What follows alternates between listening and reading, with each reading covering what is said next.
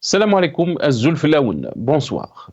Des fissures béantes menacent aujourd'hui le socle sur lequel est bâti le système du régime algérien, si tant est que ce socle n'ait jamais été solidement cimenté. Avec l'éclatement ces derniers jours de l'affaire Farid Benchir, l'ex-patron de la DGSN, les hostilités sont désormais ouvertes entre différents clans.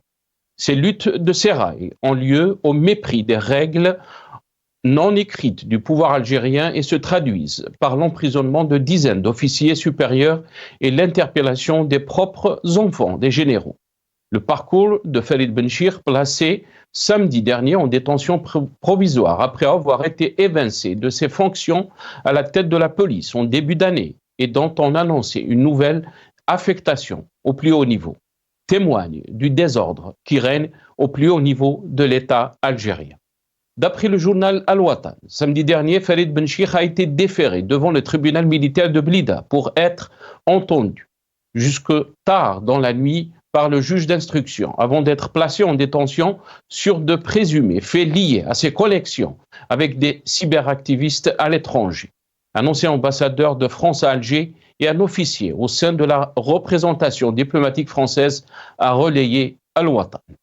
L'ancien directeur général de la Sûreté nationale, proche, nous dit-on, de l'entourage du président Tebboune, ce haut gradé est accusé de conspiration contre les institutions de l'État algérien.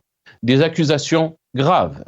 L'affaire risque d'aller loin pour l'ex-DGSN, le deuxième responsable de la police à avoir été poursuivi, après le général Abdelghani Hamel.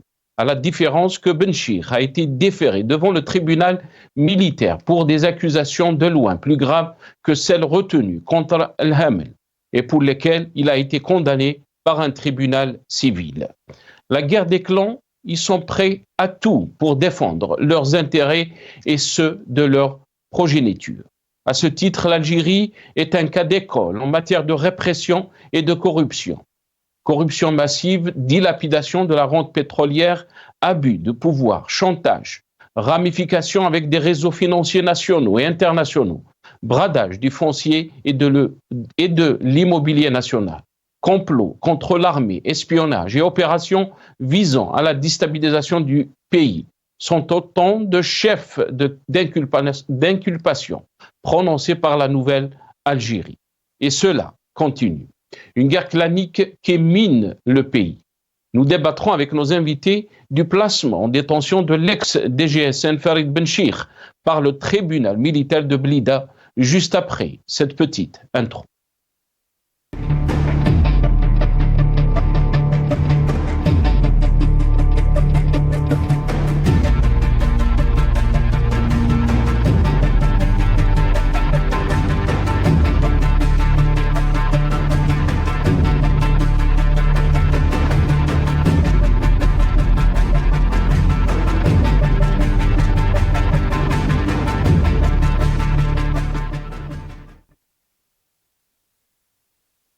Tribunal militaire, l'ex-DGSN, Farid Benchir, placé en détention. C'est le titre de notre émission pour ce soir.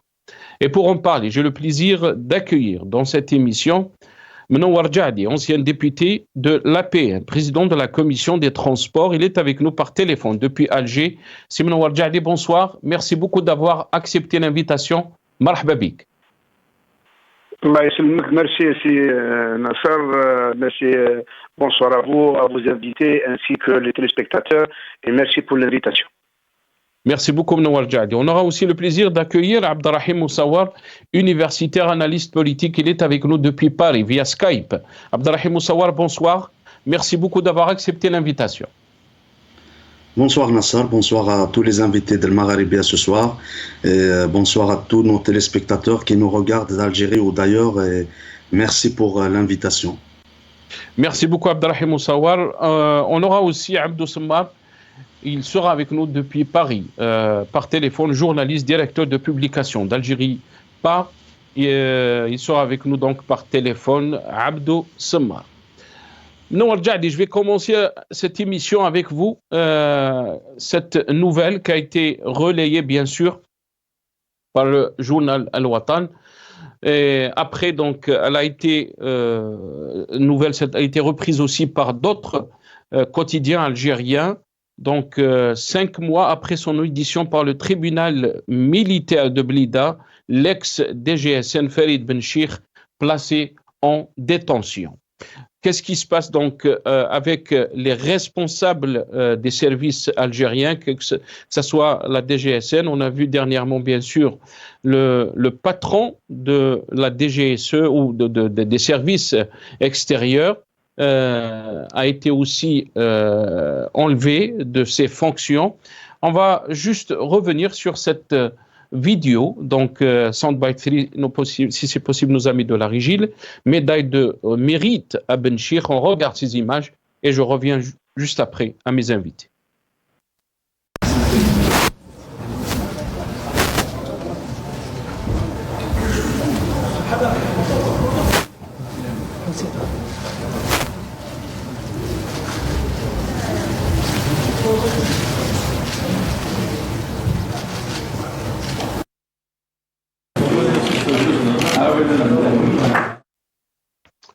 Donc, vous avez vu ces images, les médailles de mérite à Farid Benchir, l'ex-patron de la sûreté nationale, donc le DG, le directeur général de la Sûreté nationale, qui a été, rappelons-le, donc placé en détention d'après le journal Al-Watan et par le tribunal militaire de Blida.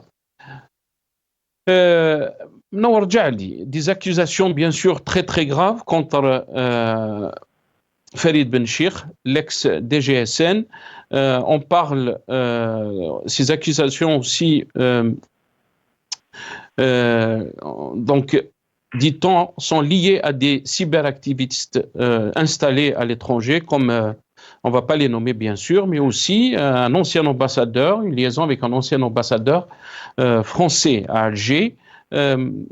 Votre réaction par rapport à cette affaire, Mnowar Djali?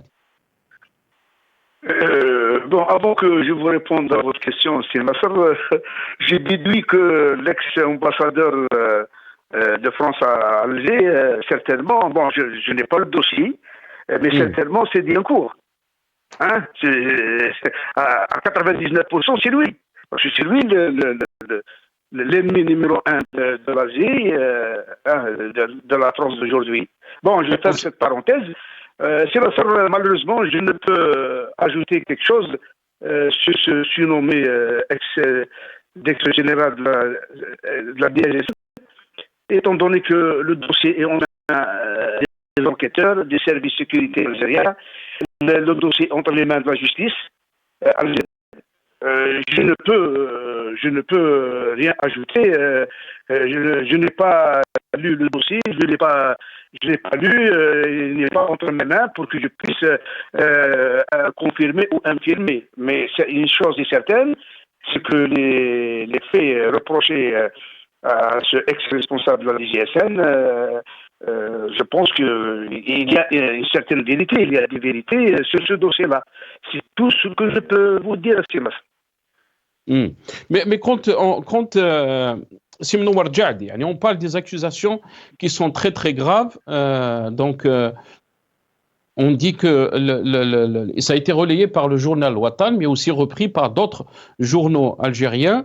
Donc, il a été déféré devant le tribunal militaire de Blida pour être entendu jusque tard dans la nuit par le juge d'instruction, avant d'être placé en détention sur de présumés faits liés à ses connexions avec des cyberactivistes à l'étranger, un ancien ambassadeur de France à Alger et un officier au sein de la représentation diplomatique française, donc à relayer Al-Watan.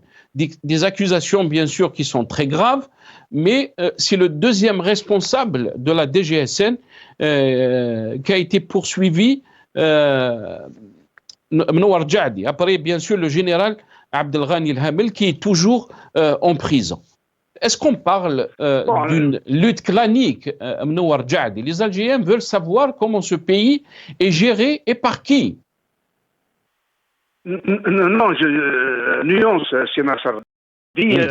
L'affaire de Hamel et l'affaire de ce ex-directeur général de la Sécurité nationale, sont différents.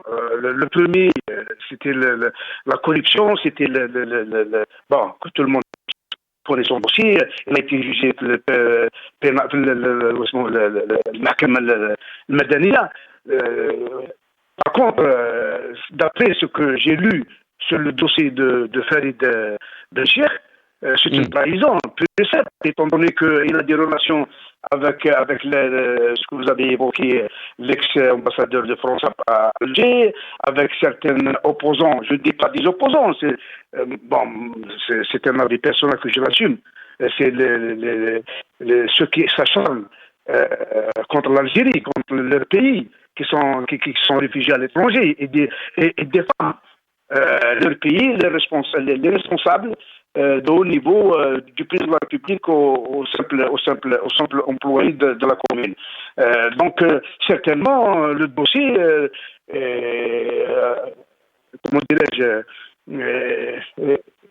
répond à ces accusations. Sinon, pas pour comme ça, du jour au lendemain, et ce bonhomme, il était une lumière. Et du jour au lendemain, il a tué certainement, et il a trahi le pays. C'est comme un hack. Et d'après ce que j'ai lu, bon, je ne cite pas des noms, mais vous connaissez, qui ont été cités sur certains journaux, les ex-militaires à l'étranger qui défament les hauts responsables de l'armée populaire nationale, le président de la République, etc. Et certains opposants, soit de France, de Canada ou ailleurs.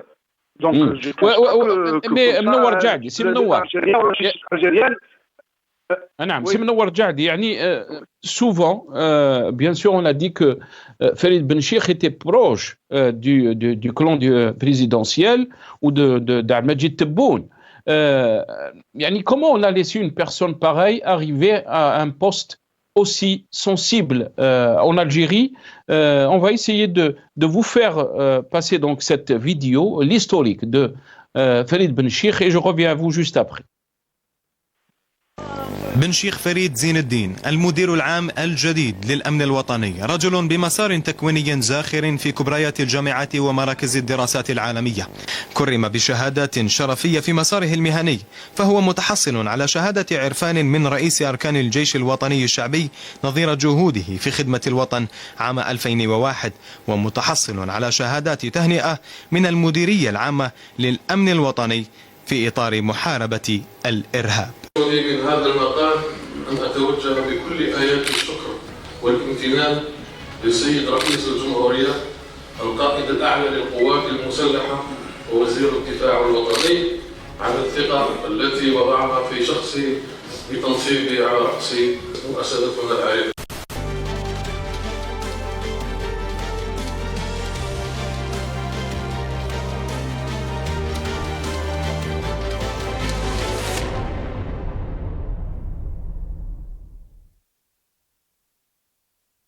سي منور جعدي يعني Farid Benchir, qui est entré à la DGSN dans les années 90, a débuté sa vie professionnelle en France au service de l'administration pénitentiaire et nous dit-on, d'après des informations, c'est là que Farid Benchir a connu, entre autres, une haut fonctionnaire du ministère français de l'Intérieur. Est-ce que vous pensez que il y a quand même si on peut dire, peut-être qu'on a laissé cette personne arriver à ce poste parce que il était proche d'un clan et qu'est-ce qui se passe maintenant? Peut-être une question de guerre clanique. On n'arrive plus à comprendre comment ce pays est géré. Mnowar Jahdi.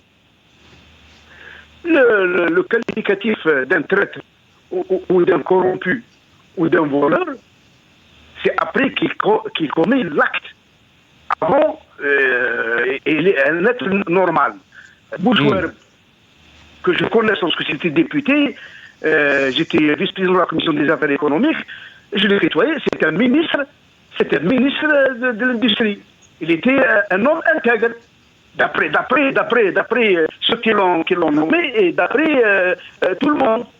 Mais en fin de compte, c'est avéré que c'est un corrompu. c'est un traître. Il a détourné l'argent public, l'argent du peuple, il a détourné ailleurs, à ses propres intérêts. Et pourtant, il était ministre, tout le monde le connaît, tout le monde disait que c'est un bonhomme qui aime son pays, c'est un homme intègre, etc.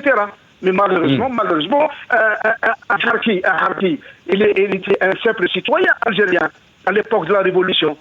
Mais il est Harki parce qu'il a été pris la main dans la poche. Effectivement, c'est un bonhomme, c'est un Algérien qui travaillait avec l'ennemi, avec le colonialisme.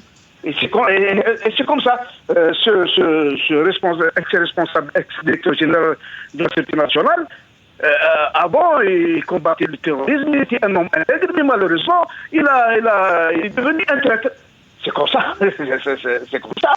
Un traître, c'est un traître. S'il négocie avec des étrangers, les ennemis de l'Algérie, qu'est-ce que vous voulez que nos responsables fassent? Que notre justice. Très bien. بس avec nous منور جعدي. أنا ابقى معنا سي منور. عبد الرحيم Moussaouar, votre réaction par rapport donc à cette affaire, qu'est-ce que vous en pensez?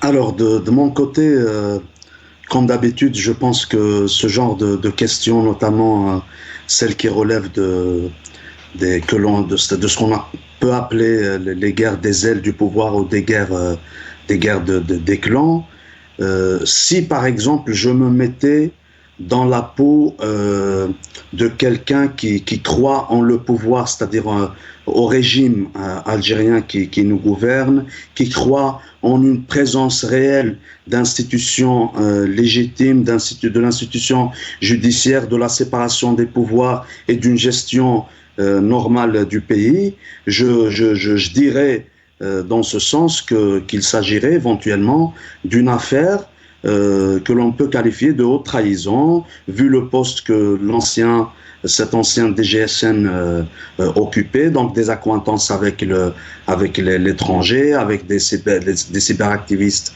établis à l'étranger, etc. Je dirais donc cette chose dans la mesure où je croirais, ou je donne l'impression comme quoi en Algérie il existe des institutions légitimes et il existe un pouvoir qui émane réellement du peuple. Mais réellement, moi qui suis un citoyen, qui me place toujours, je me placerai jusqu'à mon dernier souffle du côté du peuple, je peux apporter une autre vision, peut-être une autre analyse qui va dans le sens de où est la vérité dans tout ça, quelle est la nature du système qui nous gouverne, quels sont les tenants et les aboutissants de cette affaire et par quels moyens cette affaire a été lancée, c'est-à-dire elle a été annoncée publiquement. Nous savons que depuis longtemps, le pouvoir en Algérie, au lieu de faire travailler des institutions de l'État qu'il a confisquées, qu'il a réduites à des appareils à son service, il fait travailler des relais médiatiques qui lui sont acquis, et on sait tous, tout le monde sait que l'organe de l'Ouatan,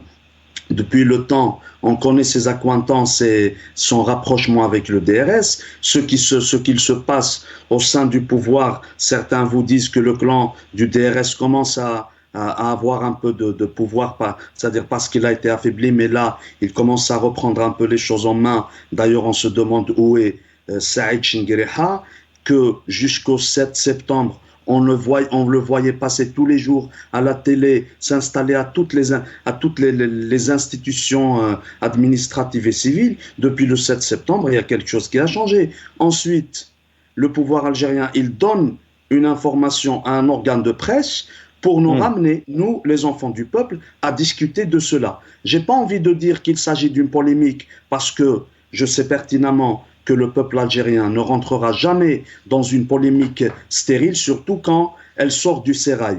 Mais là, ce que cette affaire peut nous rappeler, c'est le paroxysme auquel sont arrivées les guerres de clans au sein du régime algérien.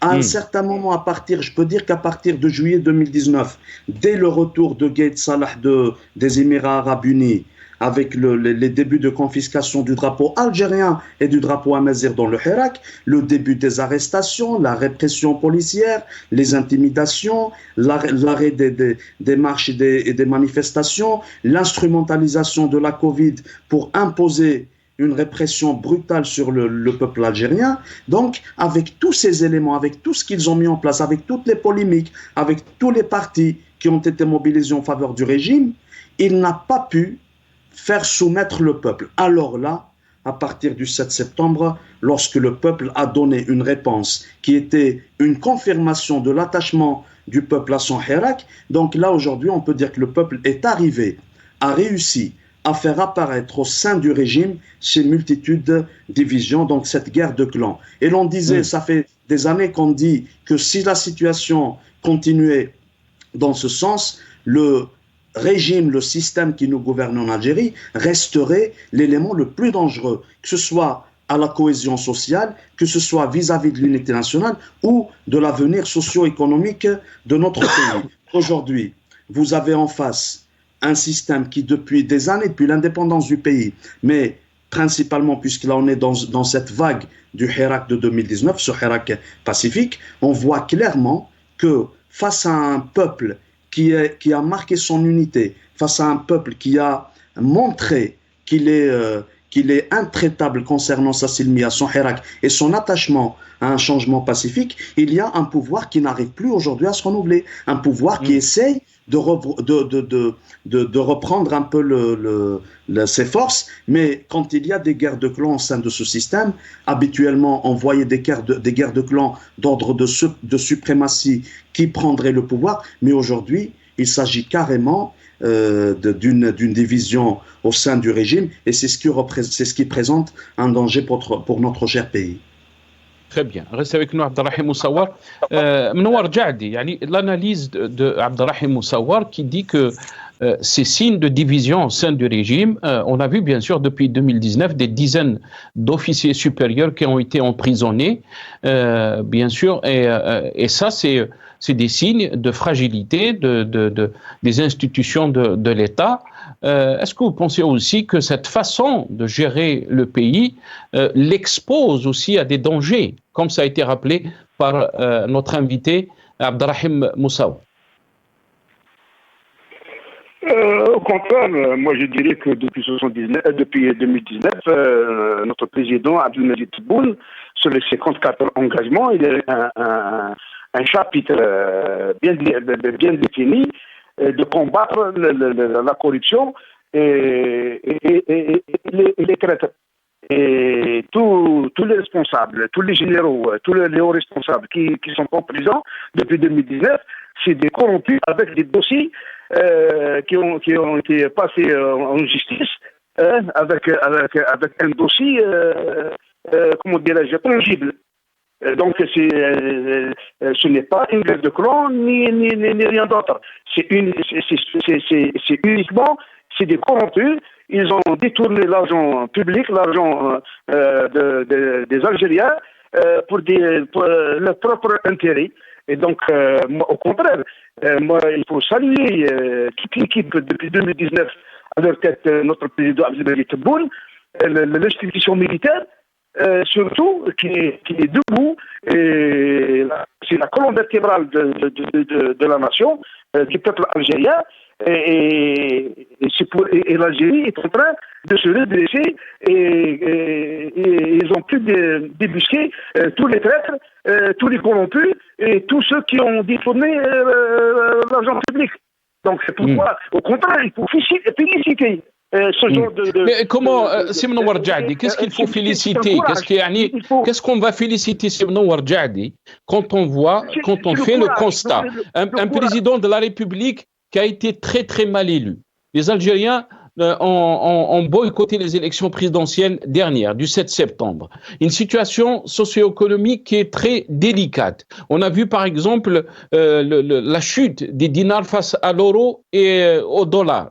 Jamais le dinar est arrivé à une chute pareille. Le taux de dinar dans le square, il s'échange presque à 26 dinars pour 1 euro. Les Algériens n'arrivent pas à voir cette image que vous êtes en train de dresser de l'Algérie nouvelle, Mnowar Djadi. Vous parlez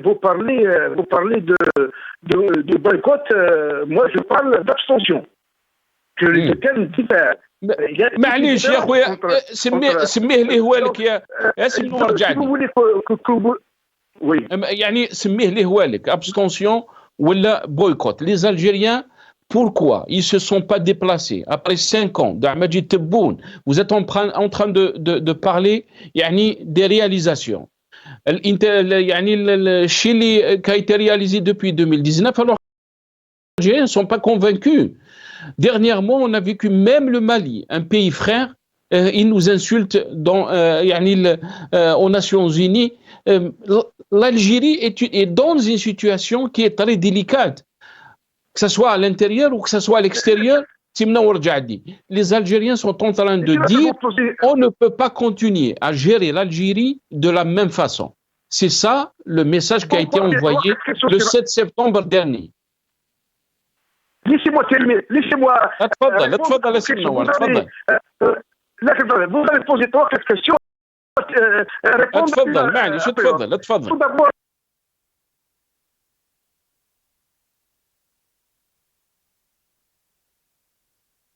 Mnowar Djadi?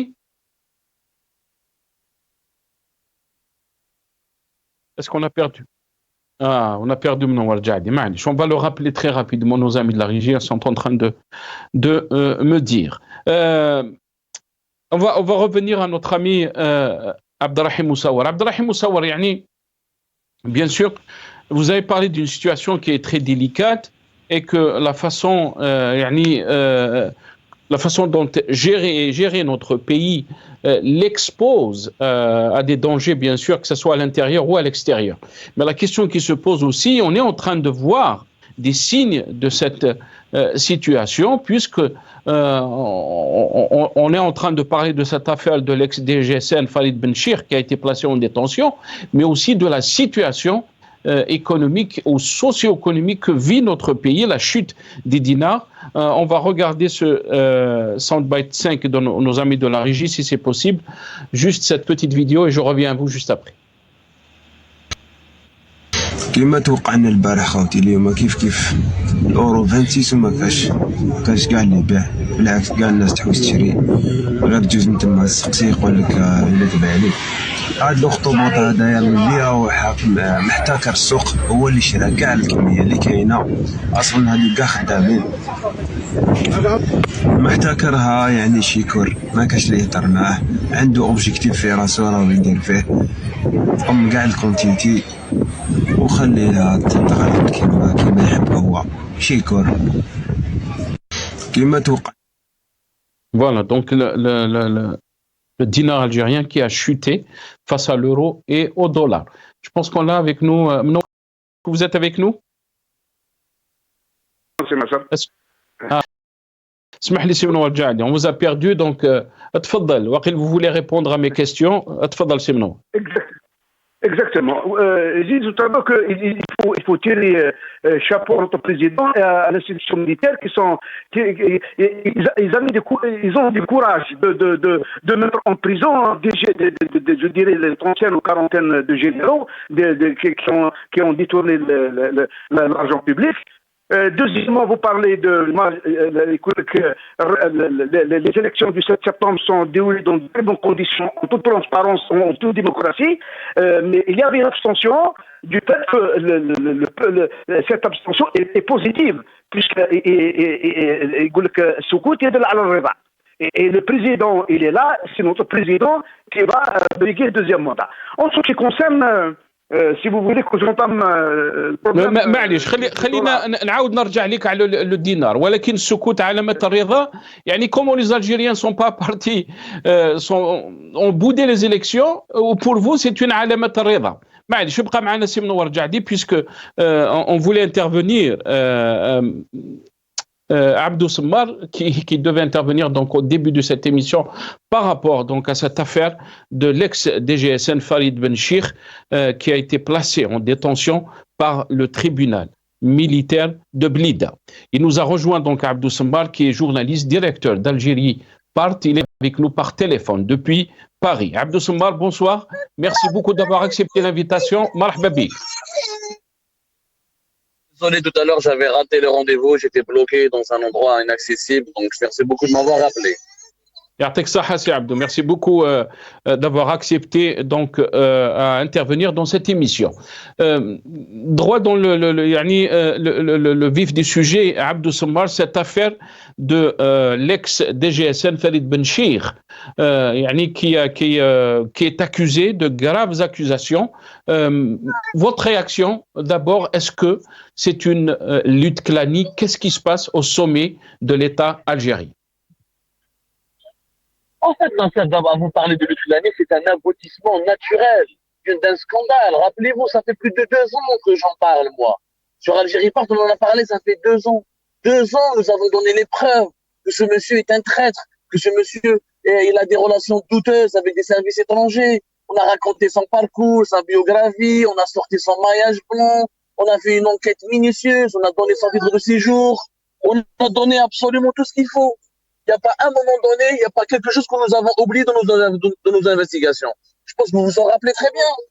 Ça fait 2 ans que nous parlons et que nous racontons et que nous disons et que nous dénonçons. Et ben voilà, il a été protégé par les conseillers de Tebboune, par son entourage. Et ben cette fois-ci, c'est fini. Le 2e mandat, il a été validé. Tebboune est contraint de nettoyer son entourage. Et la première verrue dans son entourage, c'est fait les Zindine Bachir. C'est quelqu'un qui ne pouvait pas rester totalement impuni.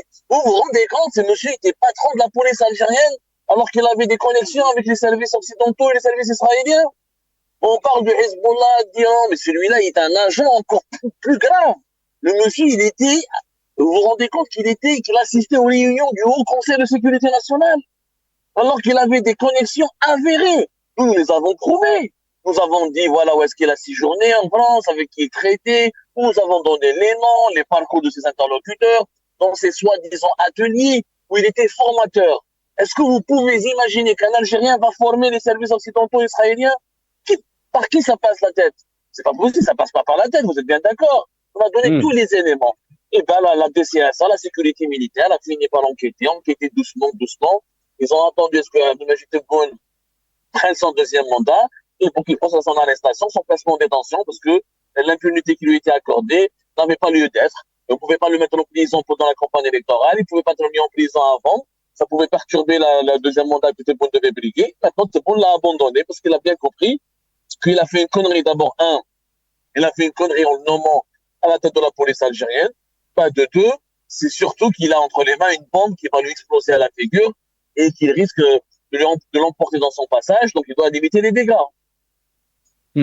Mais comment donc cette gestion des institutions et les nominations des responsables en Algérie depuis 2019, on a assisté donc à des dizaines d'officiers supérieurs donc qui sont en prison, Abdou Sembar. Est-ce que vous pensez que on a miné par ces guerres claniques, on a miné l'État algérien? En fait, Nasser, l'affaire Benchir, elle est très différente des autres affaires. Elle est diamétralement différente. Les autres, ils ont quitté la prison, ou ils ont été mis de la prison. Certains ont été libérés pas plus tard, d'autres pas encore, etc. pour des raisons qui sont liées à la corruption. C'est la corruption et l'enrichissement illicite. Ça n'a rien à voir avec l'espionnage. Là, nous avons un dossier particulier. Nous avons quand même quelqu'un qui a été accusé d'espionnage au profit de l'ambassade de France à Alger. Et il a été protégé par qui, Abdou Sembar? Protégé par l'entourage de Tebboune, mon cher Nasser. Non, on l'a dit, protégé par l'entourage de Tebboune. C'est clair, net et précis. Et c'est lui qui l'a nommé DGSN. C'est lui qui, en 2022, en 2023, quand nous, on a révélé son mariage blanc, quand on a révélé, il était policier en Algérie, il avait un hôtel-bar à Paris.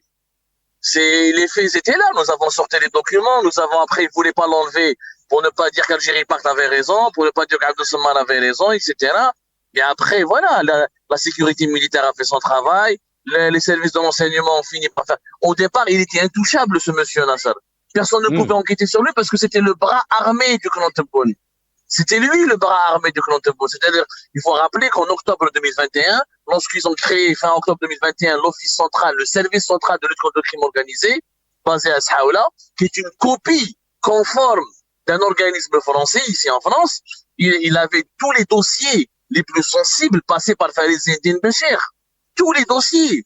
Donc, il a même enquêté, vous ne vous rendez pas compte de la gravité de l'affaire.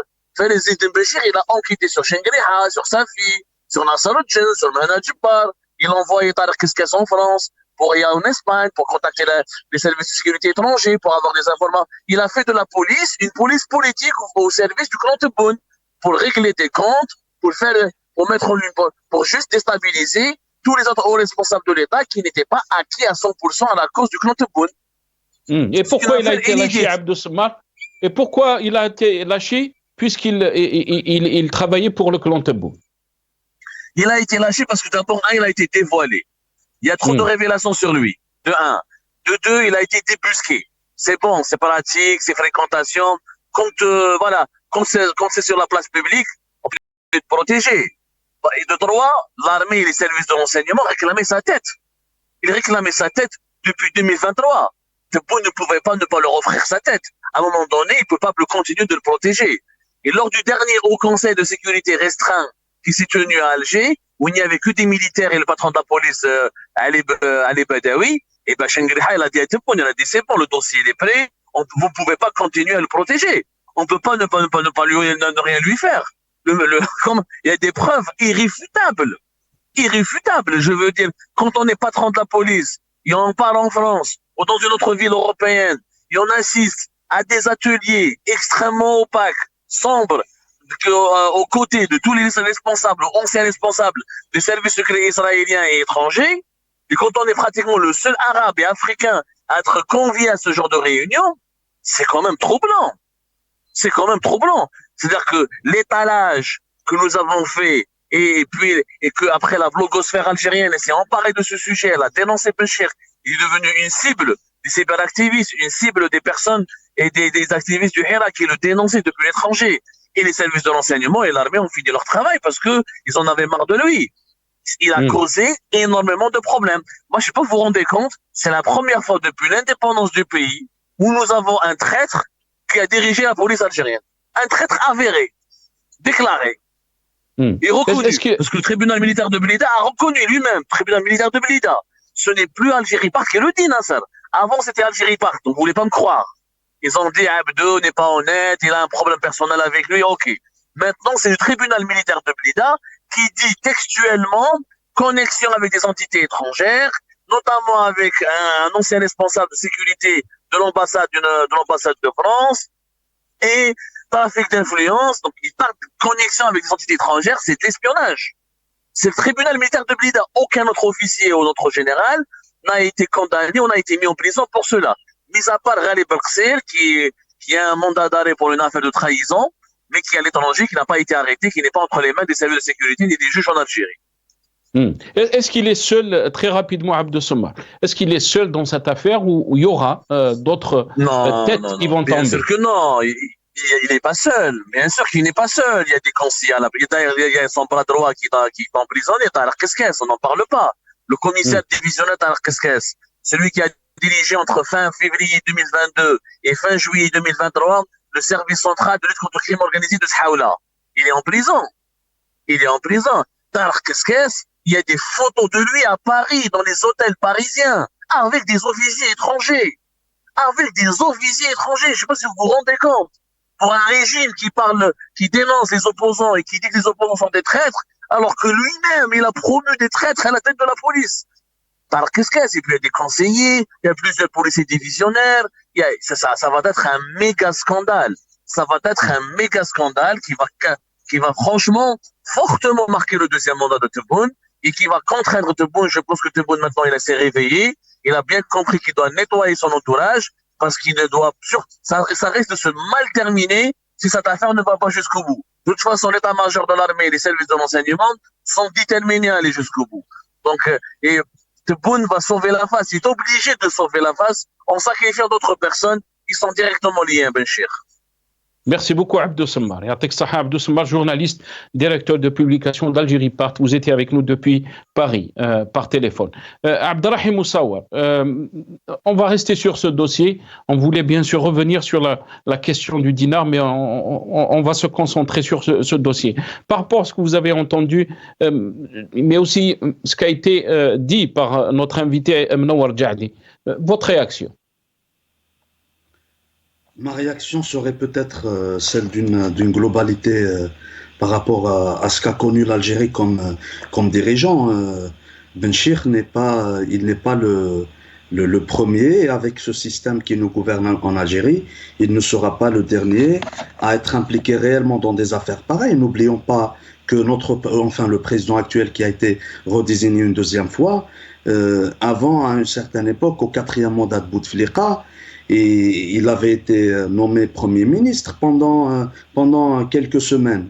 Mais des révélations ont fait qu'avant qu'il soit nommé Premier ministre, discrètement, en cachette, il est venu à Paris, en France, passer un week-end avec Édouard Philippe. Autre chose, quand on parle de la trahison ou de la haute trahison, pour quelqu'un qui croit en la souveraineté du peuple, en la souveraineté des institutions, quand on parle de la démocratie ou d'un état de droit, il n'y a pas plus haut que le peuple.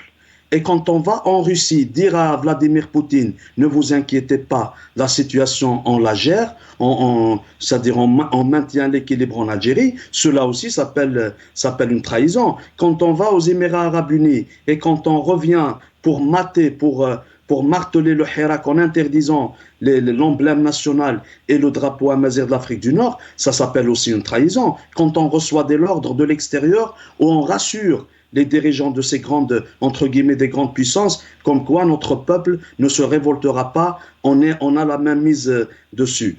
Tout ça est une série de trahisons qui s'inscrivent dans la continuité, et ce n'est pas aujourd'hui, en 2024, qu'on révèle un cas de trahison sur un seul personnage. Effectivement, comme je le disais tout à l'heure, quand il s'agit d'un pays avec des institutions, quand on touche à l'intégrité, que ce soit sécuritaire, que ce soit militaire, policière, aux frontières ou de la nation, bien sûr, ça relève de la haute trahison. Mais la question qui se pose, pourquoi aujourd'hui?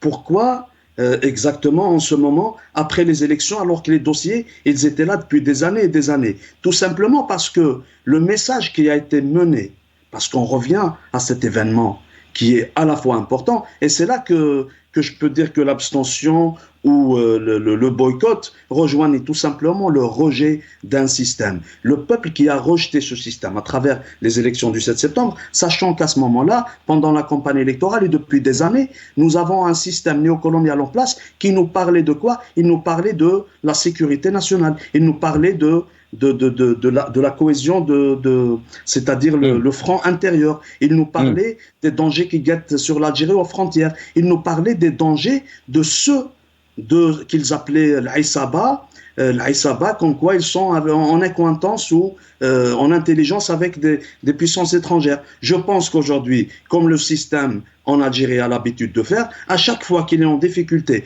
à chaque fois qu'il veut lancer ou jeter une polémique auprès du peuple, il est capable de liquider, il est capable de sacrifier de ses pions, sacrifier Bouteflika qui a régné pendant 20 ans en Algérie, on l'a traité et certains continuent de le traiter de l'Aïsaba. Ça veut dire que quel que soit le poids que pouvait avoir ou que peut avoir un pion dans ce système, quand il s'agit de se maintenir, quand il s'agit de sauver le système de l'intérieur et de maintenir le pouvoir sur ce pays, on est même capable de les sacrifier. Alors que de l'autre côté en face, vous avez un peuple. Parce que certains qui pensent que lorsqu'il y a ce genre de situation, quand il y a ces trahisons, quand il y a ces difficultés pour le pays, nous nous réjouissons en tant qu'opposition. Non, nous sommes dans l'opposition, mais rien ne nous fera nous réjouir quand il y a des situations pareilles. Parce qu'on sait bien que le problème algérien, il est fondamental, il est global, il est politique, mais on sait bien aussi que tant que le système continue d'opérer de cette façon, il constituera toujours le plus grand danger pour la nation. D'un côté, et de l'autre côté, nous avons un peuple qui s'appelle le peuple algérien, qui nous rassure, qui est confiant, parce qu'avec toutes les difficultés, avec tous les marasmes, avec tout ce qu'on lui a imposé comme répression policière, fermeture du champ politique et médiatique, détention arbitraire, des centaines de détenus du Hirak, femmes et hommes qui croupissent aujourd'hui dans les prisons, nous avons un peuple qui pacifiquement a encore une fois montré et expliqué qu'il est dans le rejet global de ce système néocolonial qui nous gouverne.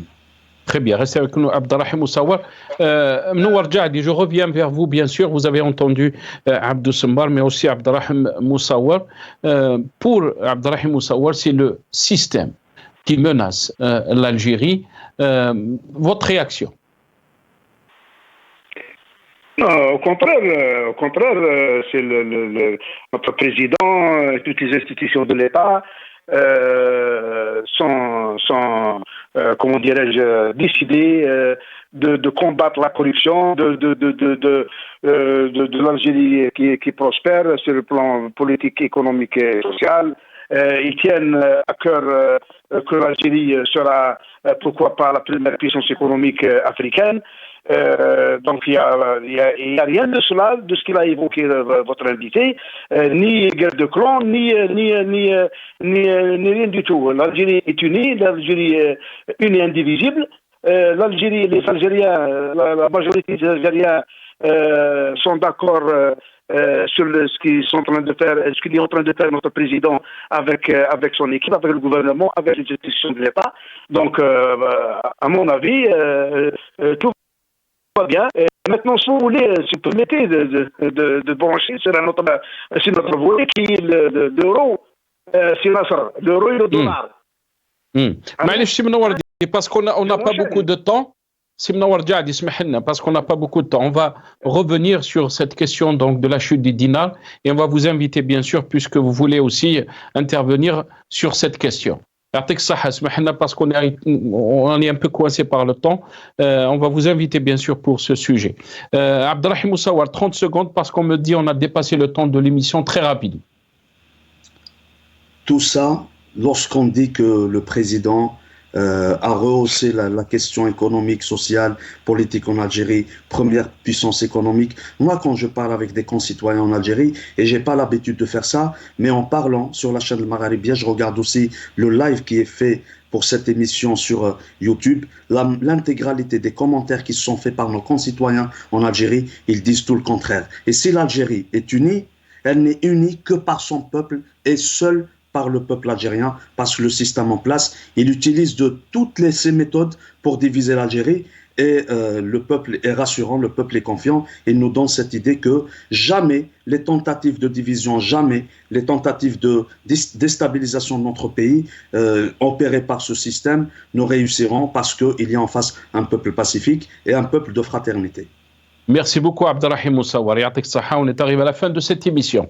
Abdelrahim Moussawar, universitaire, analyste politique, vous étiez avec nous depuis Paris via Skype. Merci à vous. Merci à Mnouar Djadi, ancien député de l'APN, président de la commission des transports au sein de l'Assemblée nationale algérienne. Vous étiez avec nous depuis Alger par téléphone. Merci à Abdou Sembar, journaliste, directeur de publication d'Algérie Part. Il était avec nous par téléphone depuis Paris. Merci à vous, chers téléspectateurs, d'avoir suivi cette émission. Ya'tikum saha.